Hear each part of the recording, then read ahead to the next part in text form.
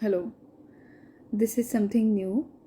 और आज मैं बहुत समय बाद फिर से दो ऐसे हमारे आम जीवन के ख़ास शब्द लेके आई हूँ जिन्होंने एक जीवन के पड़ाव पर हर किसी को उलझन में डाला है, ज़रूर डाला है।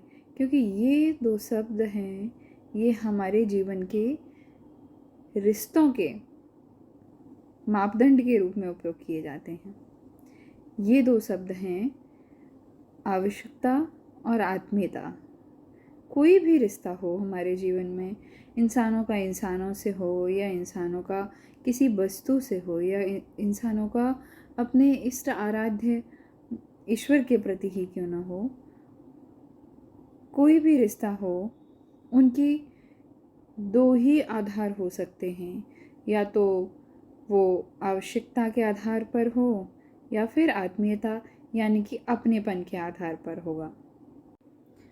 आज के टाइम में 98% मामलों में ज़्यादातर रिश्तों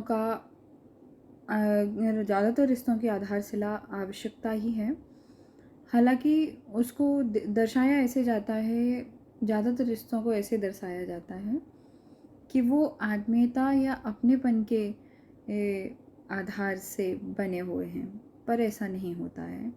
ज़्यादातर रिश्ते आवश्यकता की आधारशिला पर बने हुए होते हैं। कुछ रिश्ते हैं जैसे माँ बाप का अपने बच्चों के प्रति हो गया, पति पत्नी का हो गया, इनमें भी कुछ ही रिश्ते हैं। भाई बहन का हो गया, जो बहुत रेयर देखने को ही मिलते हैं। इनमें भी जो अपनेपन या आत्मीयता के आधार पर बनाए गए रिश्ते होते हैं। पर आपको जब तक आपके जीवन में चीज़ें सब सही चल रही होती हैं, तब तक प्रत्येक रिश्ता इस तरह आपको दर्शाया जाता है कि वो आत्मीयता का संबंध है आपसे। आत्मीयता की चादर ओढ़े वो रिश्ते तभी तक सजे रहते हैं जब तक उनकी आवश्यकता खत्म नहीं होती। आवश्यकता खत्म होने पर आत्मीयता की चादर हटती है और रिश्ते का आधार भी स्पष्ट रूप से दिखाई देता है कि रिश्ते का आधार आत्मीयता नहीं, आवश्यकता थी। सुनने में थोड़ा कड़वा है, पर सच्चाई यही है। और ये मेरे निजी जीवन का अनुभव रहा है।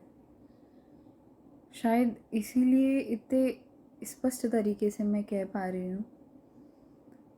हालांकि समय समय पर लोगों द्वारा ये आभास कराया जाता था, पर हमने कभी महसूस ही नहीं किया या हम तैयार ही नहीं थे वो महसूस करने के लिए, क्योंकि हम में हर चीज़ आत्मीयता से दिखती थी। हम उस आत्मीयता की चादर के उस पार देख ही नहीं पा रहे थे या देखना नहीं चाह रहे थे, क्योंकि जब सच्चाई सामने आती है तो खराब लगता है।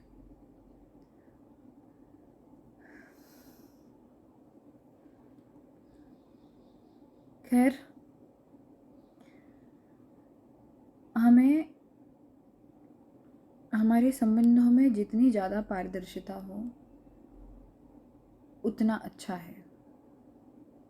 कभी भी इस भ्रम में नहीं जीना चाहिए कि हमारा हो सकता है आपकी तरफ से आत्मीयता का संबंध हो, पर सामने वाला उस आत्मीयता का दिखावा भी कर सकता है जब तक उसकी आवश्यकता खत्म नहीं होती। और आवश्यकता खत्म होते ही उसकी तरफ से आपको दिख जाएगा कि वो किस मापदंड पे रिश्ते को चला रहा था, तो आपको खराब लगेगा। मेरा इस वीडियो के माध्यम से यही मैसेज है कि किसी भी रिश्ते को बहुत पारदर्शिता से देखिए। जिस तरह से सामने वाला निभाना चाहता है उस तरह से निभाइए। मापदंड दोनों का अगर यहाँ पर बात मापदंड गलत कौन है सही कौन है इसकी नहीं है। दोनों ही मापदंड अपने अपनी जगह पर सही हैं। आप आवश्यकता के आधार पर रिश्ता रखते हैं या आत्मीयता के आधार पर, गलत नहीं है। सब एक दूसरे के साथ किसी न किसी आवश्यकता से बंधे हैं, पर कुछ रिश्ते हैं जो आप केवल आत्मीयता के आधार पर जीना चाहते हैं। हाँ, पर अगर आपके और जिसके साथ आपका रिश्ता है, दोनों की रिश्ते का अगर आधार अलग अलग है, तो आपको कष्ट पहुंचना तय है उस रिश्ते में।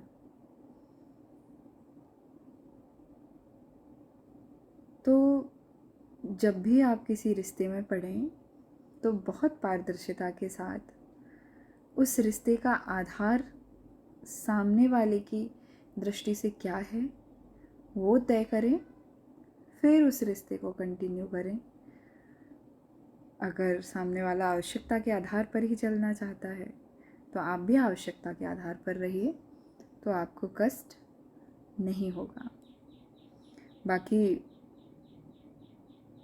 आप जिनके साथ रह चुके हैं आत्मीयता के संबंध में, और अब आपको जाके एहसास होता है कि वो रिश्ता उनकी तरफ से आवश्यकता की आधार पर चल रहा था, तो कष्ट तो होता ही है। पर जो स्मृतियाँ आपने आत्मीयता की आड़ में बनाई हैं, उनको संजो कर रखिए। पर आप उन आत्मीयता के, आपकी तरफ से तो आत्मीयता का संबंध ही था, उन स्मृतियों को संजो कर रखिए और खुश होइए। जो भी स्मृतियाँ आपने बनाई हैं उस समय के दौरान। पर आत्मीयता के संबंध की बात ही कुछ और होती है।